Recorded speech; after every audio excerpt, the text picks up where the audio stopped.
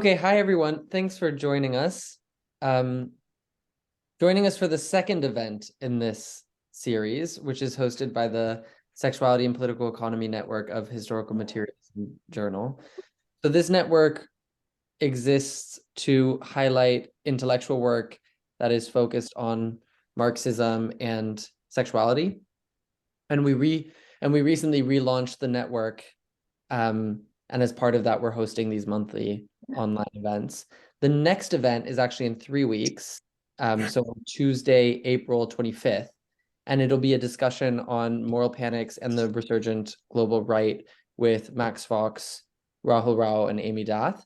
And that event will be hybrid. So if you're in London, please do join us. It'll be hosted at Queen Mary University, and I'll post a link in the chat in a second. Too many of these people. But yeah, okay. So let me introduce Colin. Colin Wilson is joining us today to talk about a book that he's currently writing about the historical development of the homo heterobinary. He is a queer Marxist historian and activist based in London, and he's written for a wide range of publications.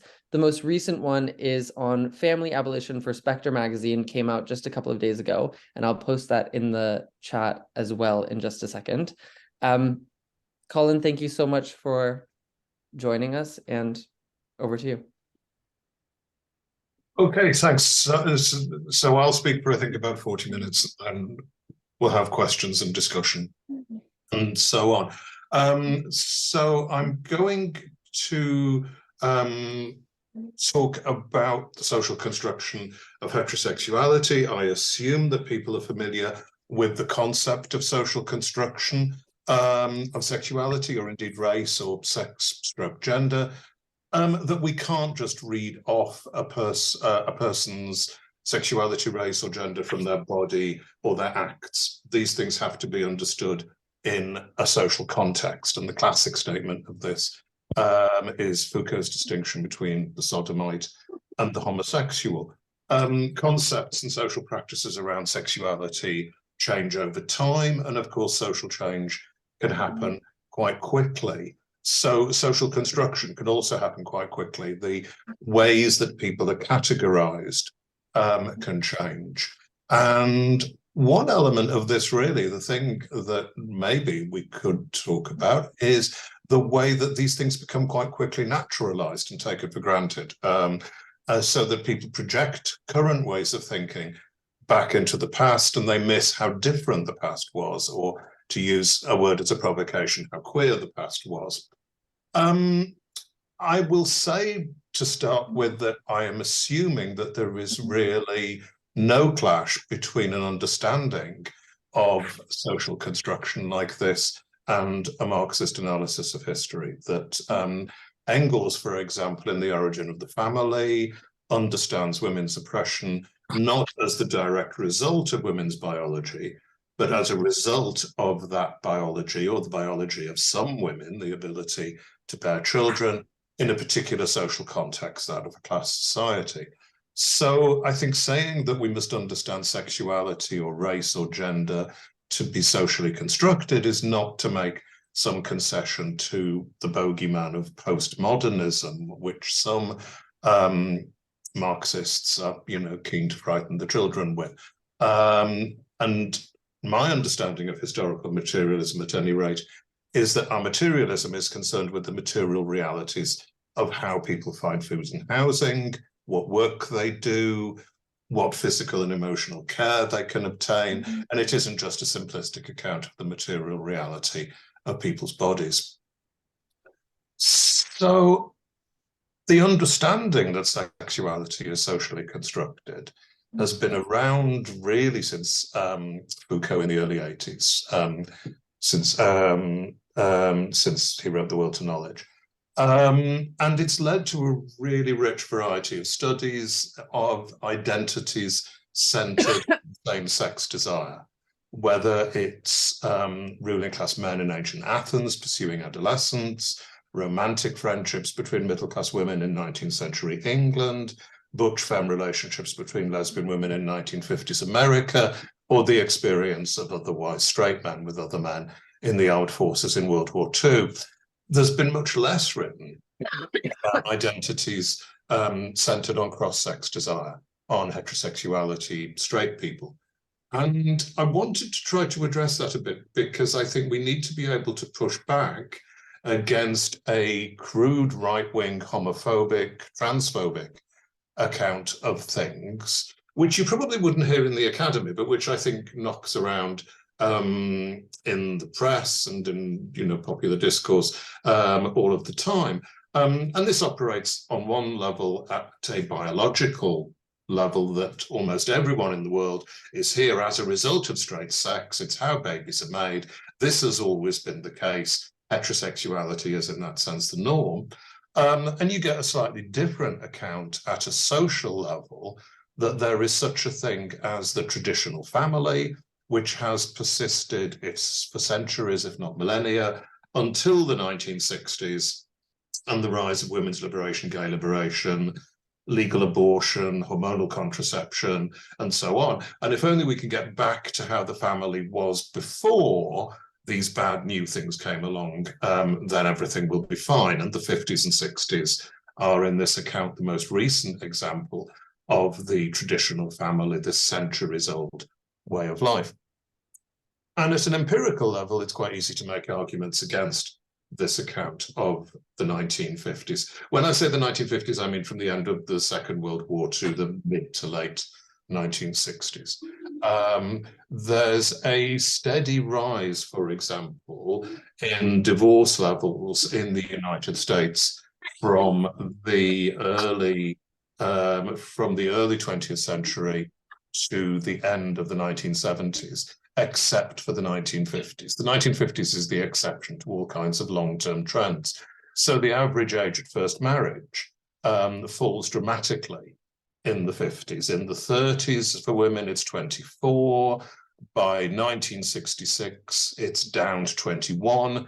There are women writing to problem pages saying, I am 22, I am not yet married. Does this mean I am on the shelf? Will I ever get a man? And so on. And then the average rises from the low of 22 very quickly from the late 70s. So by 2017, it's around 30. As regards fertility rates, again, the 50s are an exception. They fall in the 20th century from just under 4 children per woman to just over 2 by the end of the 1930s. And then, of course, from about 1946 to 64, you have the baby boom, hence people of at least my age being boomers, when it goes back up to 4. And then by the late 70s, it's fallen back again to 2. So in all these ways, the 50s are exceptional rather than anything else. And I think that what you have in this nostalgia really for the 1950s is for certain family forms which are conflated in the minds of its enthusiasts with nostalgia for the long boom, for certain forms of employment, for a certain style of consumerism, and indeed looking at the States. And I mean, the book that I'm writing deals with both the States and Britain and several other places as well. In the limited time I've got tonight, I'm going to talk about the United States. And particularly in the States, we'll see that race is a particular factor in this, so that the nostalgia for the 50s is also a nostalgia for a certain, I think, form of white supremacy. But what I want to focus on really is the heterosexual relationship at the heart of the family, and to make the basic assertion that heterosexuality isn't centuries old any more than homosexuality is. That, as Foucault says, the homosexual is a relatively recent invention, though actually Foucault's timing, or the historical account of when he says that happens in the late 19th century, it's fairly clear isn't that accurate. But homosexuals haven't always existed. In the same way, heterosexuality is a fairly recent development. It emerges in the early 20th century, and it develops further after the Second World War. And that isn't the result of people's bodies or their inmost desires. I would argue that it's shaped really by 3 things. Firstly, the intervention of the state. Secondly, the development of certain forms of consumer capitalism, and also, particularly in the States, the factor of race. So this is the claim that I'm making, and what I want to do in the rest of the time I have is to try to evidence what may be a somewhat counterintuitive claim that heterosexuality is a recent development. What do we mean by heterosexuality, by a heterosexual person? Well, we mean a woman who desires men, a man who desires women. If we find that a man, for example, desires other men, or that he has sex with other men more than really very infrequently, then there's a whole number of possibilities that arise. He may be bisexual or pansexual. He may be a latent homosexual or a situational homosexual. He may be in the closet. He may have yet to come to terms with his sexuality. There are all of these categories, but he isn't heterosexual. And this is something that we all know. It's something around which we base our lives. We're socialized into this way of thinking. And so it seems kind of eternal, but it's actually fairly new. So, for example, during World War I, there are reports from the streets around the Brooklyn Navy Yard by investigators from morality organizations seeking to impose a certain kind of morality on people.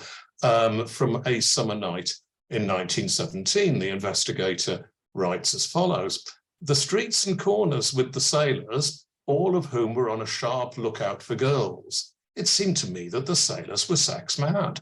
A number of these sailors were with other men, walking arm in arm, and on one dark street I saw a sailor and a man kissing each other. It looked like an exhibition of male perversion showing itself in the absence of girls, or the difficulty of finding them.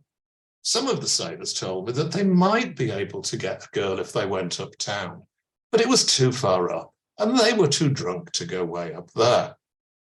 There's something similar reported by the Commission on Training Camp activities in downtown Philadelphia. They said that there were male perverts, or fairies, waited on many street corners for the streetcars bringing sailors from the Navy Yard. Then these degenerates take the sailors into alleyways, also into the lavatories of the cheap saloons, and occasionally into their own rooms. So you have here two different groups of people having sex with each other. You have the sailors, and you have the perverts, stroke degenerates, stroke fairies. The sailors have sex with other men, but that doesn't mean that they are perverts or degenerates or fairies. That is just what a horny guy might do if he is too drunk to go and get a girl uptown. And in fact, you have cartoons at the time about the supposed competition between female sex workers and these feminine fairies for the attention of sailors. And Judge Chauncey, in his book Gay New York, quotes a guy called Dick Addison, a gay man, talking about his experience in the 1930s and 40s. So he says, "Most of my crowd wanted to have sex with a straight man. There was something very hot about a married man. And a lot of the straight boys let us have sex with them. People don't believe it now. People say now they must have been gay, but they weren't. They were straight. They wouldn't look for it or suck a guy's thing, but they'd let you suck theirs." So we're here in a society, as I say, really quite recently, where there's a distinction not between straight men and gay men, but between fairies and normal men. And normal men can have certain kinds of sex with other men in certain circumstances and remain normal men, remain viewed, socially categorized as normal men.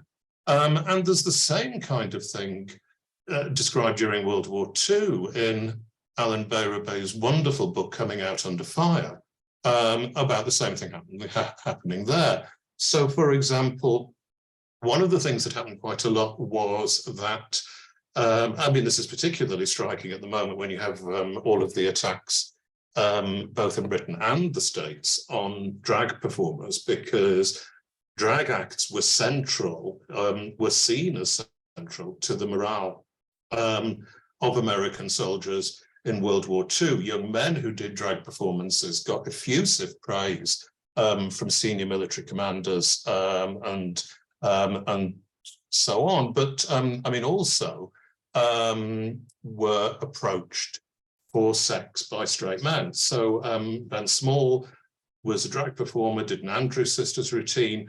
He recalled guys would come along after the show and say, do you have a way back to your tent? I've got a truck out there. Suddenly you were making with these big husky guys who were married, and some who were very tender, very kind, and I'm sure would never do it again once they were out of that situation. I mean, that varied very much between the different men. There were some men who, as one person put it, was just getting it out of his system and he would be all right once he got back to Arkansas. There were those who could never quite hack it when they got back home, and they accepted they were gay. And actually, the war made a big difference because it meant that people from small towns in rural parts of America actually became part of networks, and you see terms like gay or terms like cruising or whatever become used much more generally among same-sex desiring people, so that the war plays a major role in the creation of the American homosexual, if you like.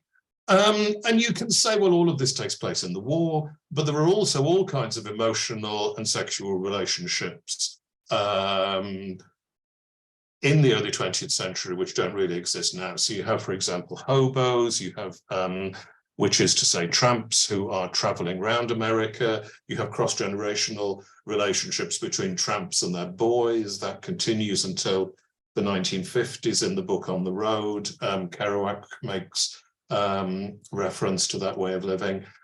You have Boston marriages between female graduates in the early 20th century, and so on and so forth. So things were different until quite recently.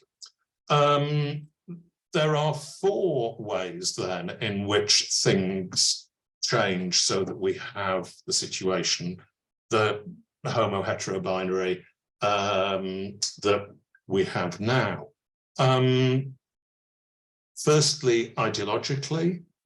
Secondly, I would argue in terms of the development of consumerism and the mass marketing of products to do with sexuality and the intimate domestic space of the home, and indeed the marketing of the home itself. Thirdly, state intervention to suppress, obviously, same-sex acts and expression of same-sex desire, but the state also spends billions of dollars encouraging the development of single-family homes based around these ideas of domestic consumption and marital heterosexuality. And the fourth element is the issue of race, that some populations, before they get to the suburban family homes, have been living in racialized inner city areas. I'm thinking in particular of, say, the Jewish and Italian populations of East Coast cities like New York. When they get to the suburbs, they become much more white. African Americans are generally excluded from the suburbs, and Black sexuality is pathologized as part of this process because Black people are not living, aren't able to live in the kind of correct heterosexual way. So let's look at those four things one after the other, and then we're done. So firstly, an ideology around sexual pleasure in marriage. By the early 20th century, you're getting more middle-class married couples using contraception. Sex is becoming more separate from reproduction. There is also a huge social debate about the position of women, with lots of middle-class women beginning to study at university and work outside the home. And you get people like Marie Stopes and Havelock Ellis in Britain, who are arguing for a reformed version of marriage. So far, marriage has been based around a kind of deal that the man will bring home the family wage and the woman will keep the house and bring up the kids. And that's the roles that, and as long as the other partner does that, fulfills their role, people will be happy. The new vision of marriage is that it's centered around mutual affection, partnership, and sexual pleasure, including women's sexual pleasure. And the idea is that this makes marriage more sustainable and actually more spiritual. It's a very it's reformist, but it's a very strangely elevated kind of reformism that these people are keen on. They present themselves as scientific, as rationalizing social arrangements, and they are connected with eugenics, these ideas. And eugenics, which now, just I think repels us, was at the time seen as modern and scientific and enlightened and enormously widely practiced. So to come back to the States, this is a period when people were banned from marriage in 40 states if they were judged to be unfit. Over 60,000 people were sterilized, and so on. So these ideas gain the support of the state, this concept of marriage, and they link up with what was called the sex reform movement, which is led by people internationally, but including, for example, Magnus Hirschfeld, the, to put it simply, gay campaigner in Germany.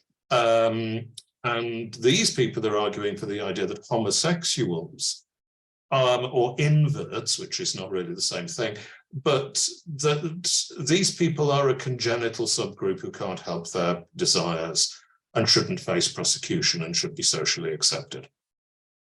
And the final element, there's this whole, there are all of these different strands in this intellectual mix. The final element in this are the ideas of Freud, which become very influential, but in a kind of simplified and sometimes distorted form. And what people take from Freud is an understanding of sexuality as at the core of human personality. So where all this ends up, I think, is a view that sexuality is key to human life, and that it can be part of stabilizing marriage and society. There, I think, had existed the fear that sexual pleasure would tempt people away from marriage. But the idea is that you can raise marriage to a whole new level of companionship and mutual affection and sexual pleasure. And this idea, I think, is even more appealing by the time you get to the 1950s, that after the experience of the Depression and World War II, there are lots of people accepting the idea that that the privatized family home is a place where you can expect to find love and happiness. This centers on the intimate world of mom, dad, and the kids, and sexual pleasure between husband and wife. And in fact, there's a conservative reading of Freud is then mobilized to tell people that that's what it's normal to want. But this way of life is actually promoted during World War II as the reason that troops are fighting. So you have, for example, the government-sponsored radio advert in 1942, which includes the following text. That's one of the things this war's about all young people like us, about love and getting hitched and having a home and some kids and breathing fresh air out in the suburbs and living and working decent like free people. So this vision of suburban happiness is presented to people as what they can what they have to look forward after America has won the war. So that's the kind of intellectual context. The second thing that contributes to 1950s heterosexuality is consumerism. So you have, in the early 20th century, in the States, a development of urbanization, the decline of robust physical labor, for example, on farms or whatever, or certainly among middle-class people. You have the expansion of the US mail service, which is now delivering factory-made goods, including clothes, to rural areas, you know, the Sears Roebuck catalogue and so on. Women on farms had often made their own clothes in a style suitable for work like milking cows or collecting eggs or what have you. And now you start to see both men and women, but especially women, told that they must buy certain products to remain attractive. So, for example, in 1926, you have the example of a woman called Blanche Chenoweth, who is an instructor from the Teachers College of Indianapolis. And she speaks to a group of Midwestern farm women at a conference in Chicago. And she says to them, many a husband's unfaithfulness after marriage can be traced to his wife's sloppy attire around the house. She goes on to say that the average diet on the farm is richer than in the city home, and the farm woman's greatest fault is a stout figure. And finally, she says, so what the women need to do is to take better care of their diets, their faces and hair, and to use proper creams and cosmetics. So we don't know how the women responded to this. We do know that a group of farm women from Nebraska actually objected sufficiently to these new norms around women's appearance that they lobbied Congress to pass a law banning the sale of impractical clothing. But you can see that there is this attempt to, or there is this trend to argue that people should present themselves as sexually attractive, which wasn't something that people had ever felt called upon to do before. And of course, that particularly affected women, though it affected men too, to a lesser degree. You get other forms of commercialized sexuality in the 1920s. So there's the classic study Middletown, which is made in 1929, which is a sociological study of Muncie, Indiana. And this includes things like, for example, the movie house is showing a movie called Sinners in Silk. People can buy magazines with titles like How to Keep the Thrill in Marriage. Automobiles were starting to become very popular. Of the female juvenile offenders who had committed what were thought of as sex crimes, almost 2/3 of them had done it in an automobile. The judge remarked that automobiles were, I think his phrase was mobile brothels or something like that. So there are all of these consumer goods which are associated with sexuality, and in particular, what becomes important is consumer goods which can be used and which come to form the intimate home of a married couple. So you have several hundred people in Muncie read a magazine which was launched in 1925 under the title of Modern Marriage. That's early 25. By the autumn of that year, it was called Modern Marriage Problems. And by the start of 1926, it was called simply Marriage Problems. So that was how that went. But the aim of the magazine was to help people have, in the words of the publisher, not just a marriage, but a lifelong honeymoon, or what we would now think of as a relationship. I mean, when I think about my grandparents, they certainly had a marriage, but I'm not sure if they had, in the modern sense, a relationship. And central to this intimacy is the creation of a suitably appealing marital home. So for example, modern marriage includes texts like this. the master bedroom must not only show the personality of the occupants, but it must be dainty, homey, and alluring as well. It is the room in which the young businessman changing his clothes can forget the troubles of the day, the room in which the young matron in negligee can be her most charming. The walls of this bedroom may be of ivory, French grey or cream, or you may use one of the delightful old-fashioned sprigged wallpapers. And it goes on to say that you'll need a chest of drawers, a dressing table, and bedside chairs, and so on. So marital happiness is very much linked to the purchase of commodities. And this all expands enormously in the 1950s with cars, washing machines, refrigerators, so on and so forth. The marital home itself is, of course, a commodity. It's cheaper to buy in the suburbs for many people than to rent in the inner city.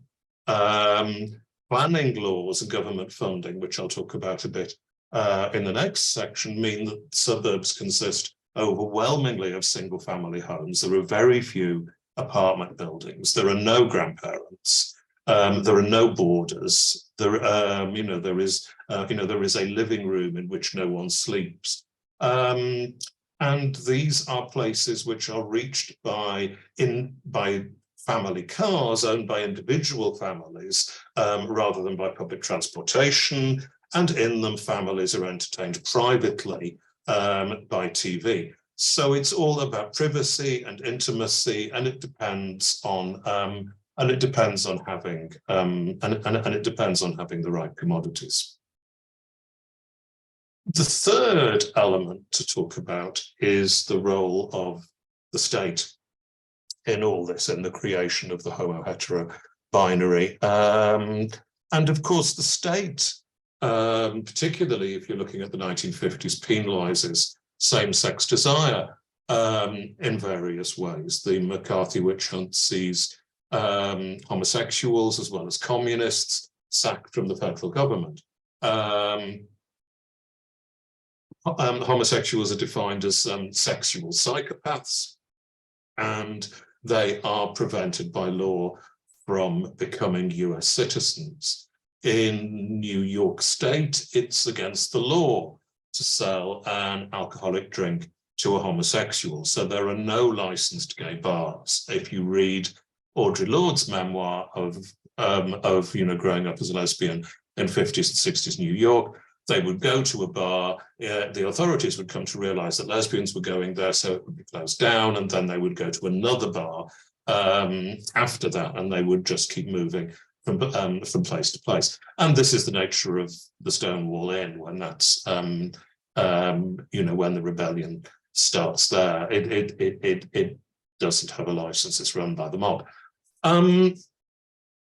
So on the one hand, homosexuals are stigmatized by the state in lots of ways, but there's also huge government funding for heterosexual lifestyles. And the key one of these is that in 1944, Congress passes the GI Bill, which makes benefits available to veterans after the war, including mortgage guarantees. Certain people are excluded from this. If you don't have an honorable discharge from the military, you're excluded, which applies to some queer people, as we'll see, Black people in particular are excluded from the benefits of the GI Bill. But still, there are enormous sums of money spent. In the mid-20th century, mortgage guarantees under the GI Bill come to $119 billion. So that's a very big sum of money. I've spoken about individualized, family cars. You have 26 billion spent on the interstate highway network. And, you'll know that this is the period when public transportation is more or less shut down in some American cities. States are spending millions on suburban high school development. The state of California loans $300 million to suburban school districts on the understanding that they're not going to expect it back. And suburbs get preference when it comes to government contracts with factories, because city centres were seen as risky in the Cold War. They would be the areas that the Russians would bomb. So it was actually safer. It was safer to have industrial production in the suburbs. So in all of those ways, the suburbs and the kind of heterosexual lifestyles based in them, from which, as I say, queer people are excluded because it's all family housing. There is all of that funding going into it, but also more specifically as regards sexuality, there are changes in the law regarding contraception.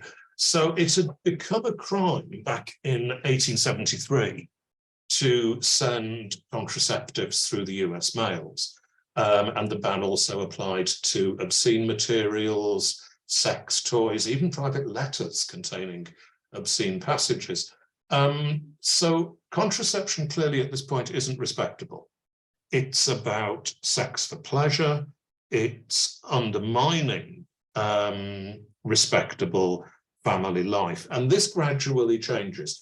It's still the case, for example, in 1922, when the importing of contraceptives into the United States was criminalized. It starts to change by, say, 1930, when advertising and shipping of contraceptives is allowed in some circumstances. And after World War II, contraception really becomes entirely accepted. It's how it's presented or marketed or conceived of changes. It's now known as family planning. So it's part of the family, but it's about spacing births and making the family more sustainable. What has been known as the Birth Control Federation of America changes its name to the Planned Parenthood Federation of America in 1942.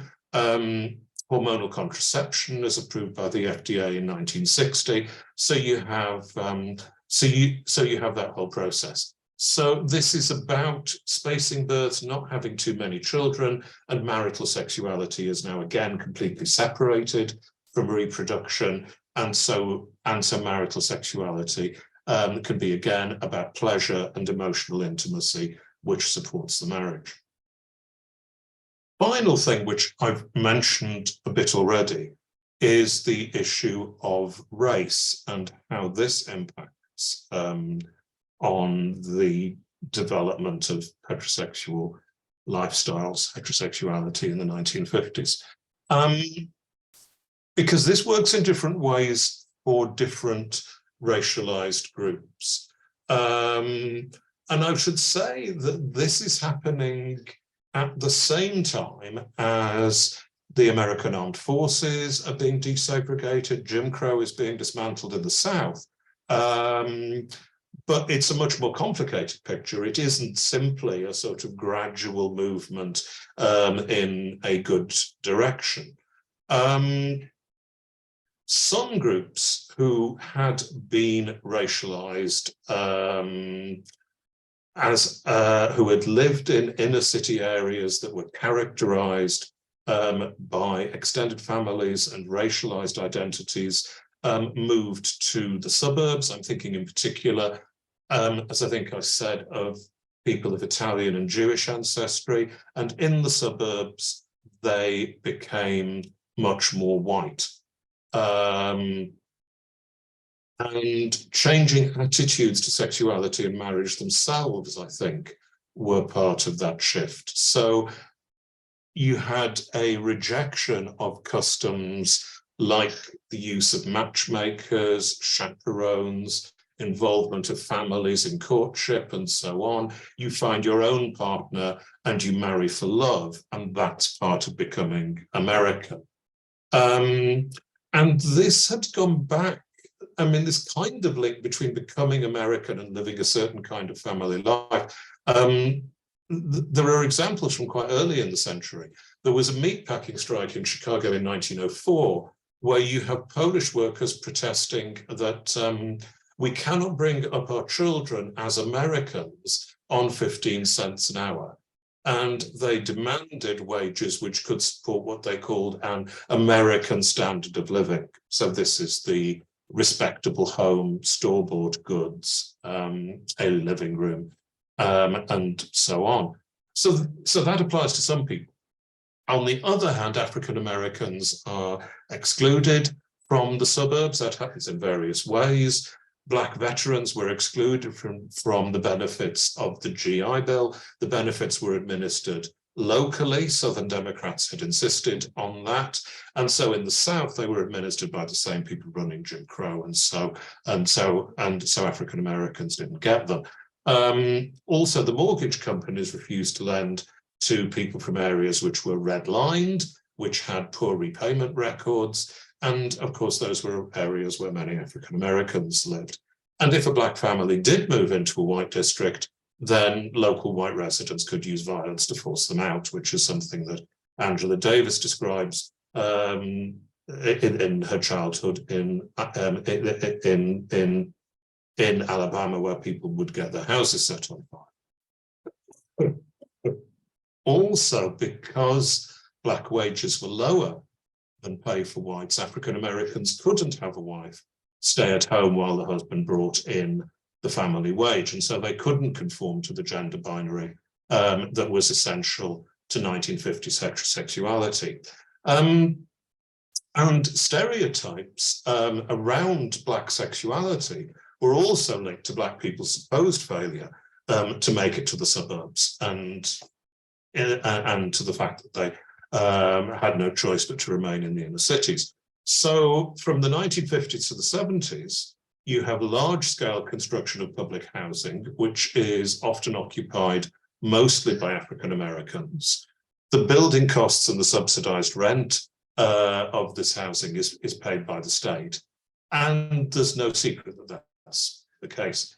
On the other hand, the mortgage guarantees that support housing in the mainly white suburbs are less visible, at least less visible to home buyers.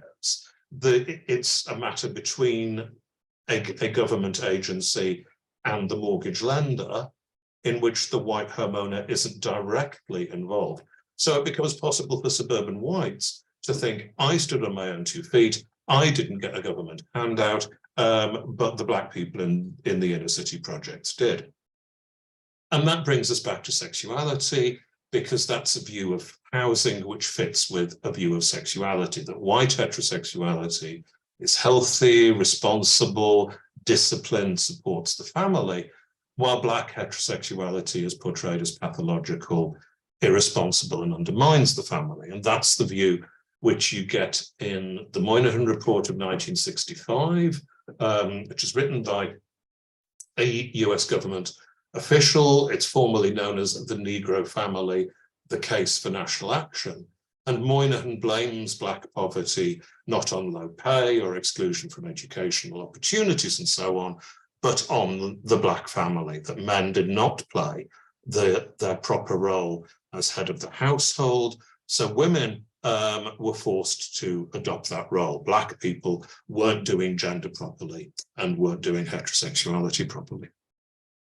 The final thing to say is, I think that what's striking about the 1950s, looking at it, 70 years later, is how very different it all seems, because it was really only a very short time when the different elements of the synthesis that made up the 1950s all fell apart. So, that's true in, I think, 4 respects. Firstly, that many women found staying home and doing domestic work to be very boring, and they were keen to leave their homes and do paid work.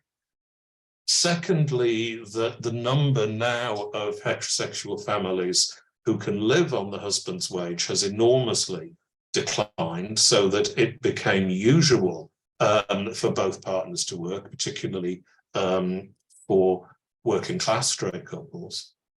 I think that once you get both partners working, the gender binary starts to change. This idea that that men and women have very different roles within a marriage, a relationship.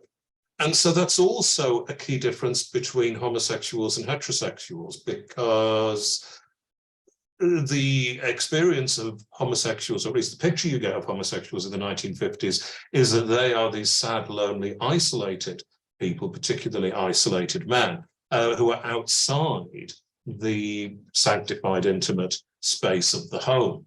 But once both partners are working and the home becomes rather less sanctified, or they both experience it equally, then the difference between straight people and gay people is rather less. And finally, the idea that mutual affection and sexual pleasure are at the heart of a successful marriage turns out to be double-edged, because that idea implies that if that pleasure and affection doesn't exist anymore, then the marriage should end. And so you have the rise of heterosexual serial monogamy, which is, I think, one of the biggest changes in the last 50 years, and which again makes the lives that straight people live more like those that gay people live.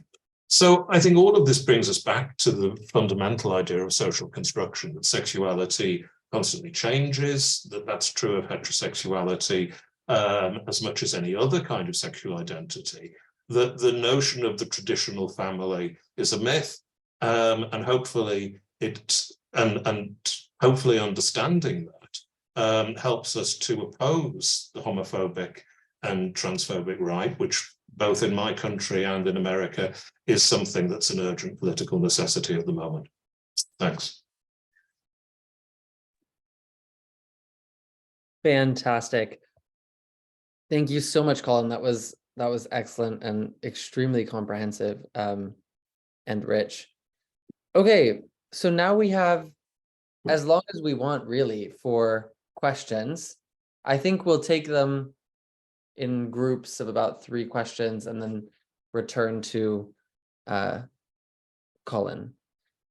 Any questions? You can either raise your hand and then unmute and speak, but if you prefer, you can also put your question in the chat and I can read it out loud.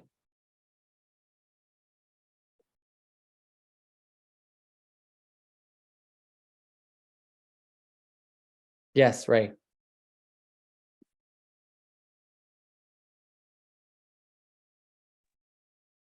Just while you're all thinking of what to say, and as Colin's a mate of mine, I'm just curious, Colin. I mean, obviously that is a very comprehensive outline, and you did very well in the time.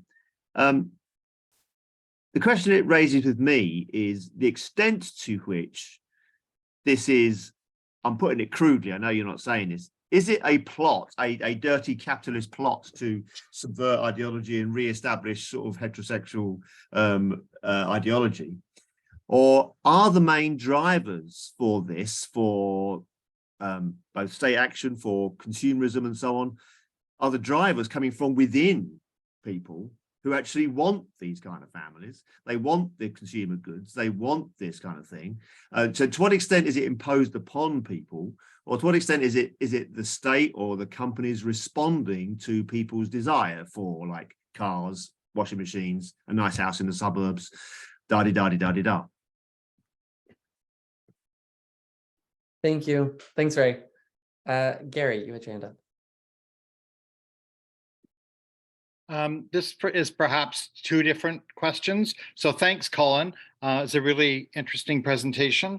I guess I wanted to ask sort of 2 questions in that context of really liking the presentation.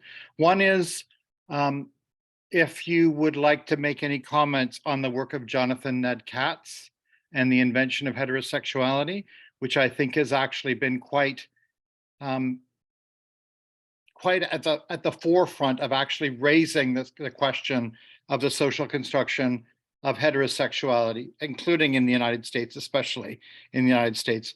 And I'm not sure if everyone here is aware of it, but also that Jonathan Ned Katz most recently has actually tried to reassert the fundamental significance of radical social constructionist approaches, and has put that forward in a rather historical materialist context. Probably people aren't that aware of it. It's not really got out there in terms of publishing around Jonathan's work. So that's the sort of first point or question. The other one is, I was a little bit concerned about the use of the notion of work in the talk at certain points, because it seemed like work became simply paid employment. and waged labor.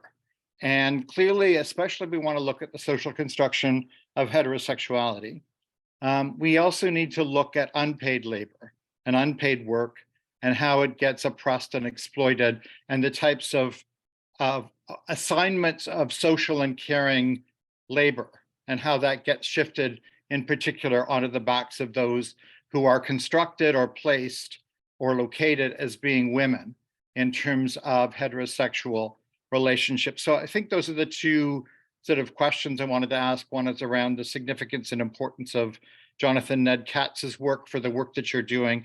And second of all, how a broader notion of work and labor that includes the significance of domestic and reproductive labor would actually perhaps shift and alter the type of analysis that you're putting forward. Thank you.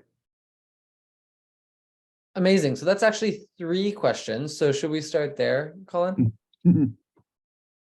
Okay. I've read Jonathan Ned Katz's book ages ago, but I have to be honest and say that I can't remember it very well. So maybe I need to go back and revisit that. So thank you for drawing my attention to that, and also to looking at his recent work. And in terms of different kinds of work, yeah, I mean, one of the things that certainly happens, certainly in Britain and probably in America as well, is I don't know. To some extent, work is conceived of as the thing that men go out and do, but of course, women are doing a great deal of domestic work.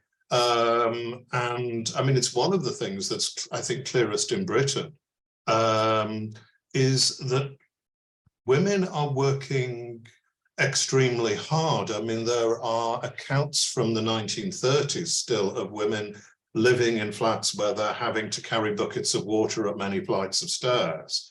And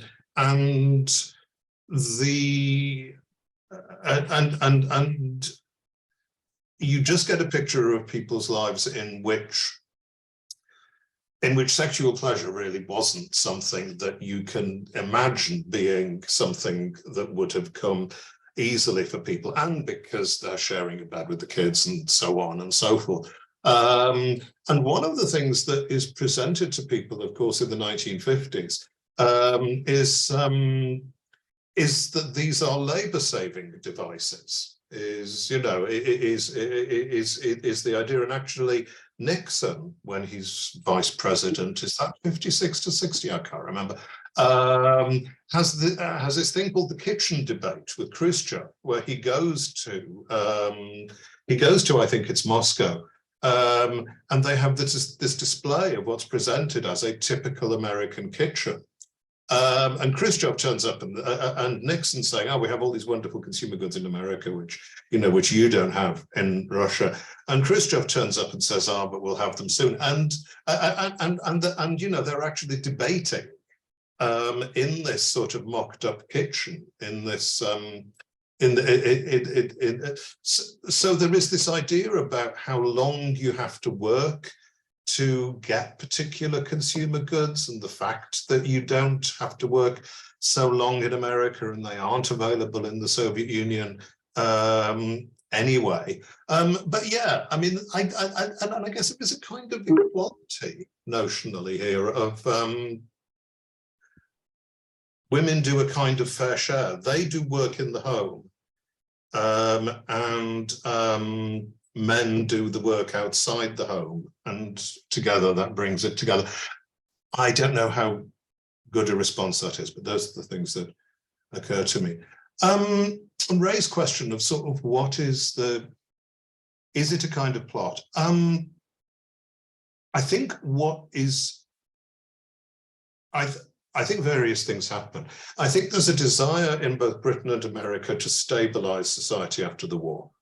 And part of this is to encourage people to fight the war in the first place. If you read the Beveridge report, which is the report which leads to the creation of the welfare state in Britain after World War II, which was published in 1942.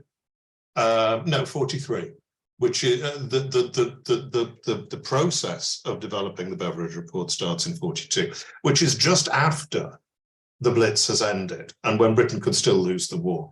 And Beveridge says, well, people might say it would be better if we thought about these things after the war and concentrated for the moment on actually winning the war. But if we are to win the war, we have to motivate people. And if we are to motivate people, we need to get the plans in place now for after the war. So part of it is motivating people to fight the war. And that's the case with that, quote that I read out. And there are other quotes as well about after the war, we will have our lovely home in the suburbs, and that's what we're fighting for. And this is also about the experience of the Great Depression, which has been very destabilizing. Lots of people were on the road.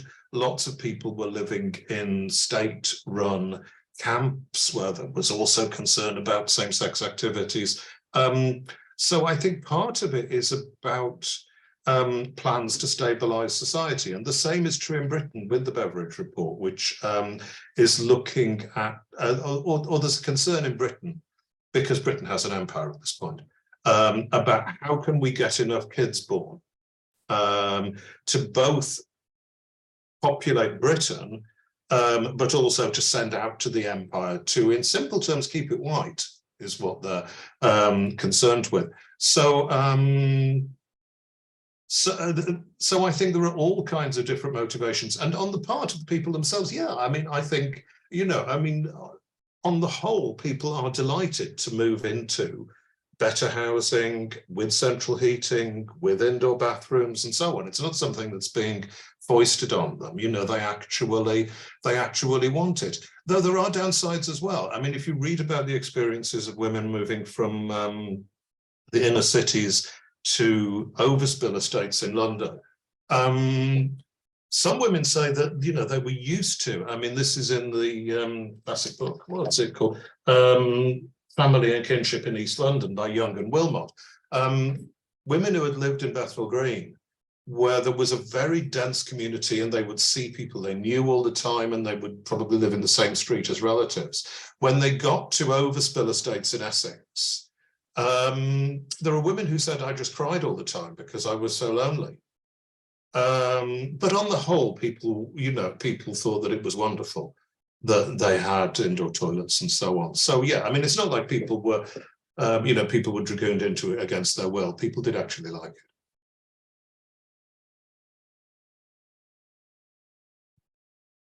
Great. Any other questions? Yes, Terry. Thanks, and again, thanks for that, Colin. Very, very thought-provoking, and I'm afraid my reflections are a bit bitty because my brain is a little addled in my fourth meeting of the day. So the first thing is, it seemed to me that when you started with the framework, you weren't very precise about class.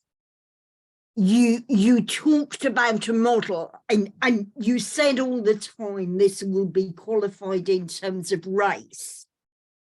But it seems to me it wasn't qualified enough from a class point of view from both ends. One is that the notion of the ruling class family has never included private domestic labour by anybody. I mean, it involves employing people to do domestic labour, including sending your kids to private schools and all of that. And that's a very different model of the family.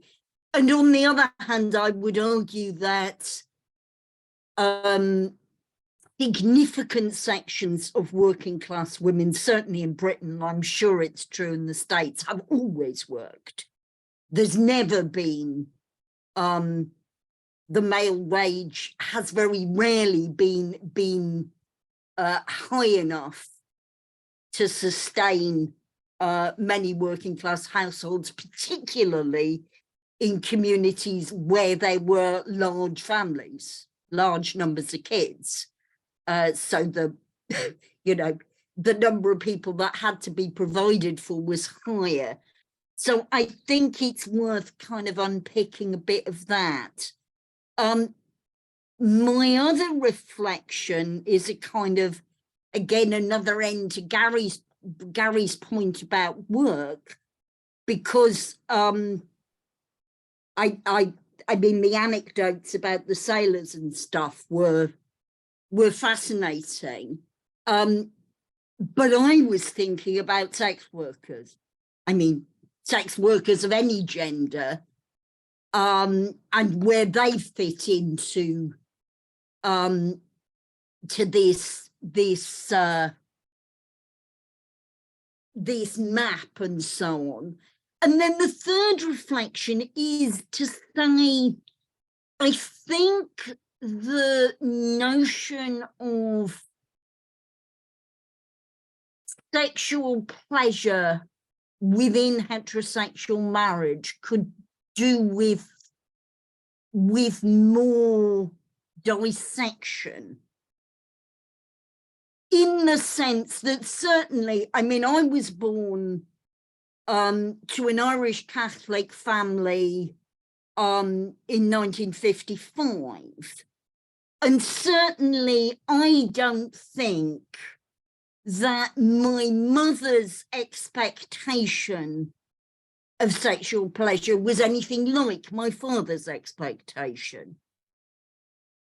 And I also don't think, I think that, for example, my siblings, all of whom are in long-term heterosexual relationships, have a different expectation of the sharing of domestic labor in a heterosexual household than my parents ever did.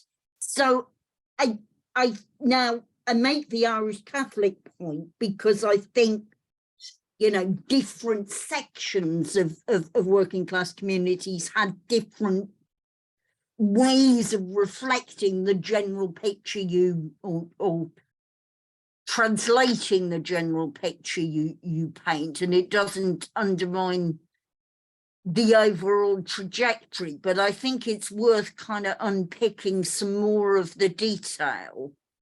I think the points you make about women going to university, more women going out to work, but also, I mean, from women's point of view, I think the whole experience of the Second World War, where far more women had the experience of mass entry into the workforce, often of moving away from communities into other cities. I mean, there were a whole series of things that I think gave women a lot more confidence than in the pre-war period.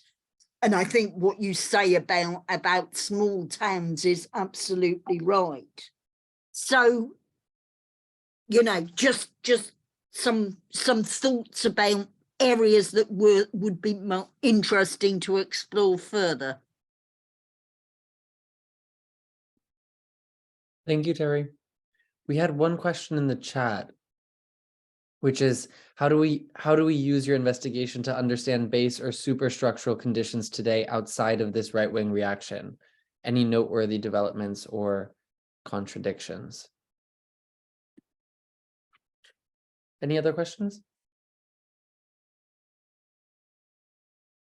I had one question, quite general question. I noticed that in your talk, you draw a lot on like lesbian and gay historiography, Black Marxism and Black lesbian writings, Marxist feminism, maybe not so much on queer theory, actually, and queer scholarship. Is that correct? Maybe that's wrong, but if that's right, I was wondering if you could say something about your relationship to queer studies and whether you think it's at all helpful in understanding the moment, or could complement the sort of family abolitionist literatures that you're in conversation with?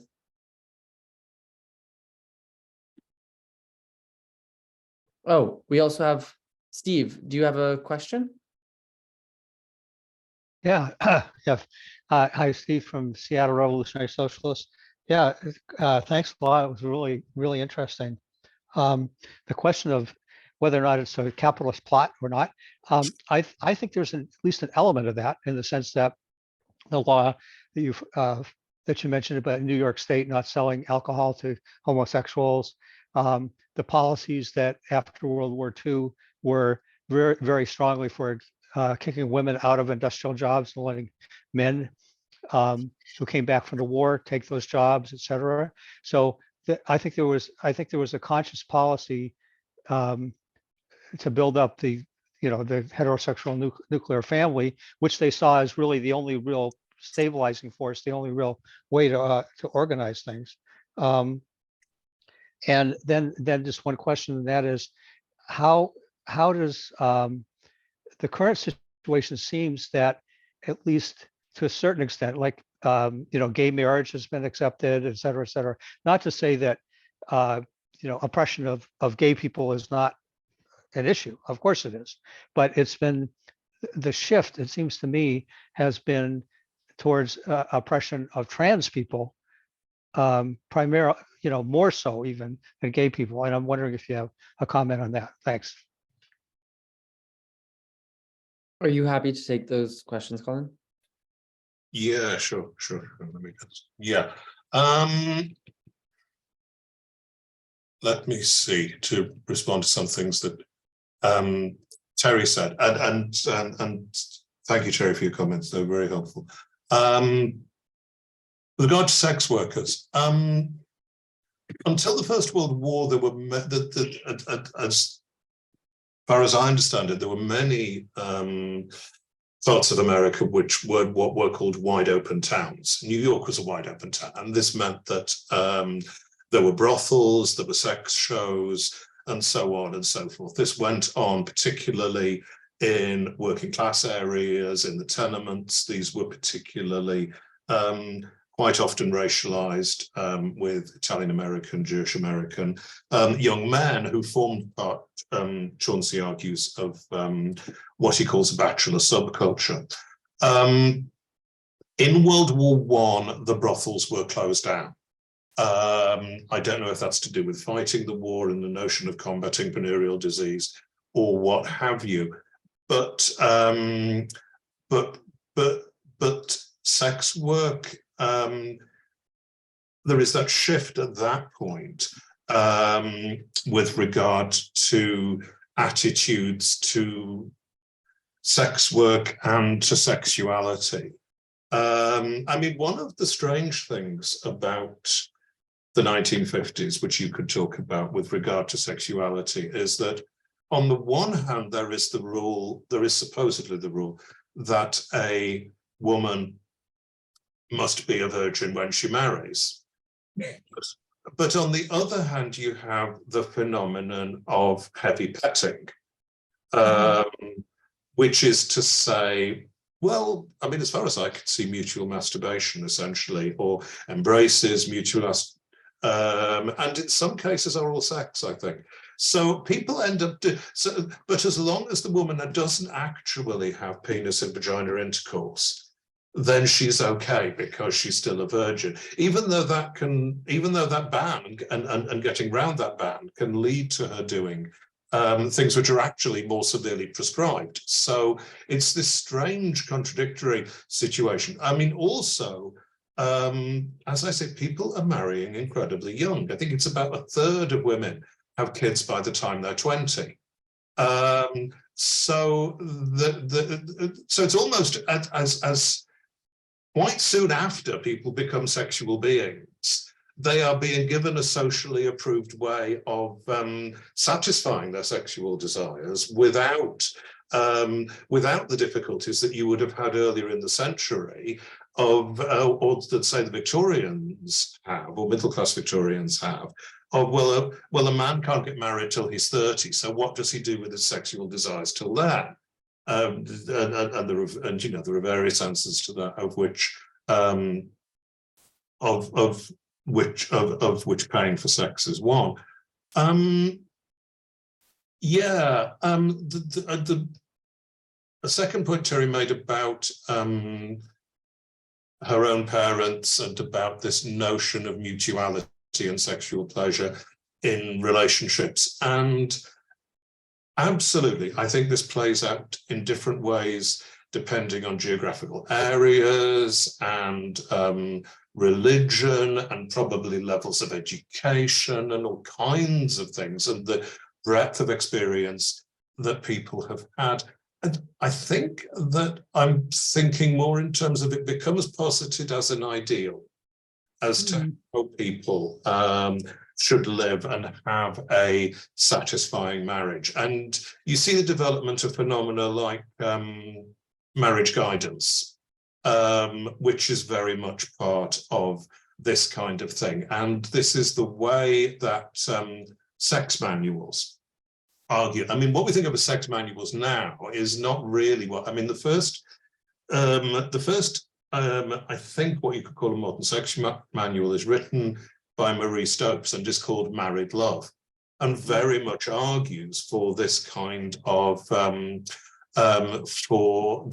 attitude. I mean, in practice, there are all kinds of difficulties in actually putting this into practice. And I mean, I haven't had time to talk very much about Britain, but say, I mean, George Orwell in The Road to Wigan Pier talks about how the beds of married couples are covered with old coats. They don't even have decent bedding.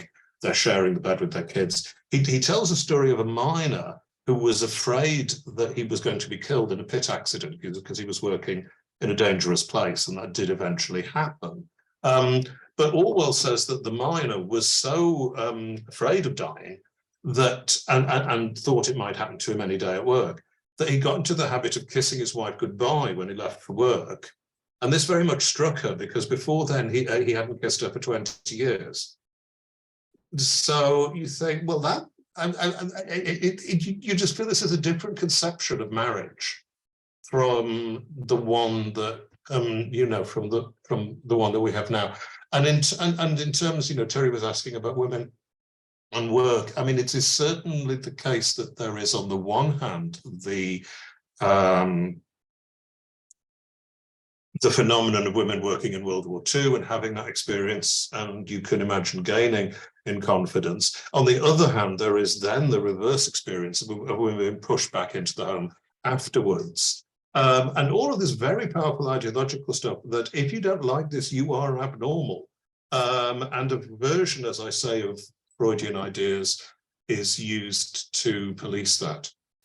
And finally, I mean, Terry was saying, and I think these are good points that I need to take on board, that it would be good to have more detail in terms of class, that the ruling class family has never done domestic labour, while on the other hand, many working class women have worked. I mean, in the States, it would be interesting to think about how that connects with race, because, of course, Black women, as well as doing domestic labour in their own homes, are quite often doing domestic labour in other people's homes. So there's that. So it would be worth looking more at that. In responding to the question about base and superstructure, I think that with both the British and the American ruling class, there is, and it's not a plot, because I mean, say the Beveridge report, as I say, is something that the British ruling class really pushes. They really get behind it once they've got it. They print it in very large numbers during the war when there's a paper shortage. They produce summaries of it, which they drop behind enemy lines. But they initially, because Beveridge was like independent-minded and a bit stroppy, and he was a nuisance. And initially they put him on this committee that was supposed to have quite a narrow remit to report about national insurance, in the hope that he would go away and make technical recommendations and not be too much bother. So in terms of base and superstructure, there is always this kind of interaction between the two. And you have, I mean, with the state, I mean, certainly in the States, again, to come back to the state and the ruling class, I mean, you have things like the expansion of the military. You have a desire for the family as a kind of agent of social control, I guess. But I don't know how useful I find. I mean, as I say, I find that kind of the things that are identified as base and superstructure are, you know, constantly interacting. And, you know, is the family part of the base or the superstructure? I don't know really. Steve asked the question, are trans people now the target for this? In one sense, yes, much more, I think, now than gay people, or at least certainly here in Britain. I mean, we've just heard today, the main legislation in Britain that affects these things is the Equality Act, which was passed in 2010 and which granted legal equality to trans people. But now the Home Secretary is saying that they are planning to amend that so that sex in the Equality Act is going to be defined as biological sex, so that you have in the law this essentially transphobic claim that the rights of women are in conflict with the rights of trans people, and this is of course going to attack the rights of trans people. So the people who are actually facing the legal attacks are trans people, and also in terms of things like, I mean, the organisation by the far right here is thankfully at a fairly low level, but it's around things like Drag Queen Storytime that they are organising. And of course, in the States, likewise, you have organising, which on the one hand focuses around these transphobic talking points about drag queens and participation in school sports and so on and so forth. I mean, on the other hand, with someone with, say, like the legislation in Florida that DeSantis brought in about education in schools, you know, which is the Don't Say Gay legislation. I think you do see there as well that this can spread to be also about queer people because, or in fact, all kinds of things, because, I mean, there are complaints now in the right-wing press here that, you know, kids, you know, that in the schools, kids are being told what anal sex is, or what oral sex is, or what group sex involves, and so on. And it's this idea that there is that it's only a kind of respectable heterosexual activities that can be spoken about. And you do get a bit of a feeling that the acceptance of queer people, which has characterized at least British politics for the last 20 years, you start, and certainly this is true in America, you start to wonder to what extent is that kind of conditional on queer people living respectable lives? Was it about, I mean, certainly in the mind of David Cameron, the Tory Prime Minister, who was the one who proposed the legislation around same-sex marriage. And that was quite striking because the Tories were and are, in general, a homophobic and transphobic party. He did that partly because he wanted to shift how the Tories are perceived, but he also did it, you know, more seriously because he wanted to integrate queer people into the family. It's about you strengthen the family by integrating queer people into it. And there's a kind of implicit bargain there, which is that if queer people behave themselves by, you know, not behaving in ways that undermine the family, then you'll be okay. And I mean, it's a bargain which is inherently repressive, well, which certainly doesn't have that much to offer. to people who don't live in respectable ways. But also, I mean, it's a burger that can break down at any point, where you suddenly discover that the things that you thought were just what everybody did are something you can be stigmatized over. You know, I mean, that's really striking with the drag queen stuff, because we've just had the death of Lily Savage, Paul O'Grady, who was on the TV here all through the 90s and the first years of this century, playing this foul-mouthed drag queen who had been a sex worker and a drug user and a shoplifter, and who made jokes like what you need in a riot is flat shoes and a pram, and so on. And you think now the right-wing press would just go mad. And so it's both queer and trans people, though trans people are in the front line at the moment.